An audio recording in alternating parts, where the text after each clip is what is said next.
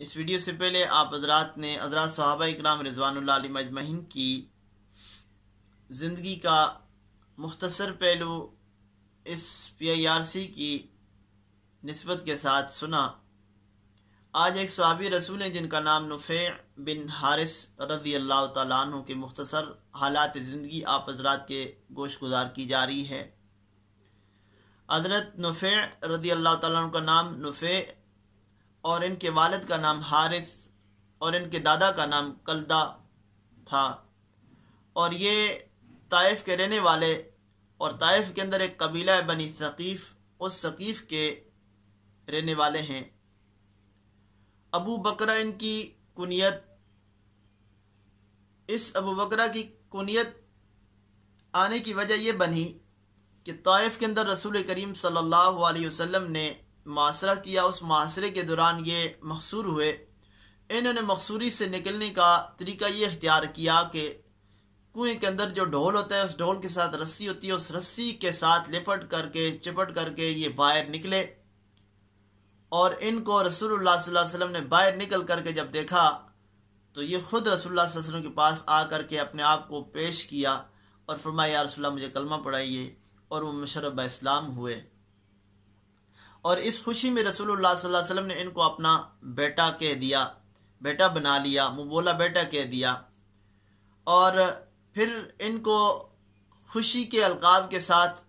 یوں کہا ابو بکرہ، یعنی رسی سے لپٹنے والے، چرخی سے لپٹنے والے۔ تو یہاں تھوڑی سی یہ بات وضاحت ضروری سمجھتا ہوں کہ ابو بکرہ ان کو کیوں کہا۔ ان کو ابو بکرہ کہنے کی وجہ یہ بنی کہ یہ جو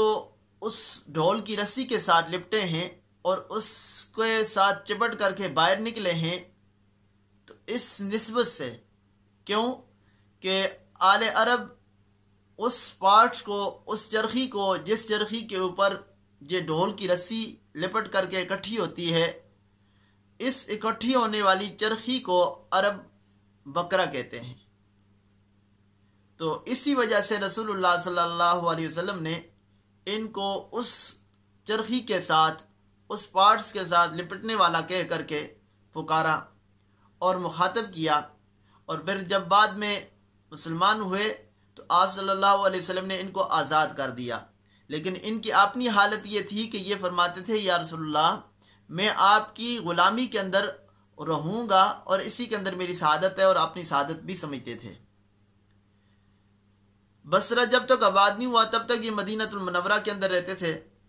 جیسے ہی بصرہ آباد ہوا تو یہ ہجرت کر کے بصرہ کی طرف چل پڑے۔ ہر صحابی رسول کی خاص خصوصیت پیچھے بھی آپ نے سنی۔ اس صحابی رسول صلی اللہ علیہ وسلم کی خاصیت میں خصوصیت یہ بات لکھی، خصوصی بات یہ لکھی ہے، یہ فتنے سے بہت دور رہتے تھے۔ جیسا کہ جنگ جمل ان کے زمانے میں ہوئی، جنگ صفین ان کے زمانے میں ہوئی، لیکن یہ ان سے کوسوں دور رہ کر کے اپنی زندگی کو بسر کرتے تھے۔ اور ان کا اپنا خصوصی شغف تھا، شوق یہ تھا، ذوق یہ تھا کہ مرتے دم تک میری زندگی سے عبادت میری کیا ہے، کم نہ ہو، کوئی اس میں کمی نہ ہے۔ اس لیے صاحب اسد الغابہ والے لکھتے ہیں کان ابو بکرہ کثیر العبادت حتی مات، کہ ابو بکرہ رضی اللہ تعالیٰ عنہ یعنی نفیع بن حارث رضی اللہ تعالیٰ عنہ ایسی اور اتنی عبادت کرنے والے تھے، اتنی کثرت کے ساتھ کثیر عبادت کرنے والے تھے کہ جب تک ان پر موت نہیں آئی تب تک انہوں نے عبادت کو نہیں چھوڑا۔ ان کی وفات حضرت امیر معاویہ رضی اللہ تعالیٰ عنہ کاتب وحی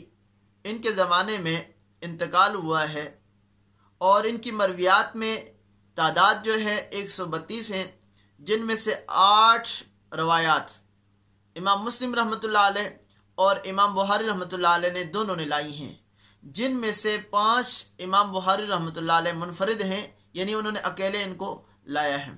ان کی روایات زیادہ تر ان کے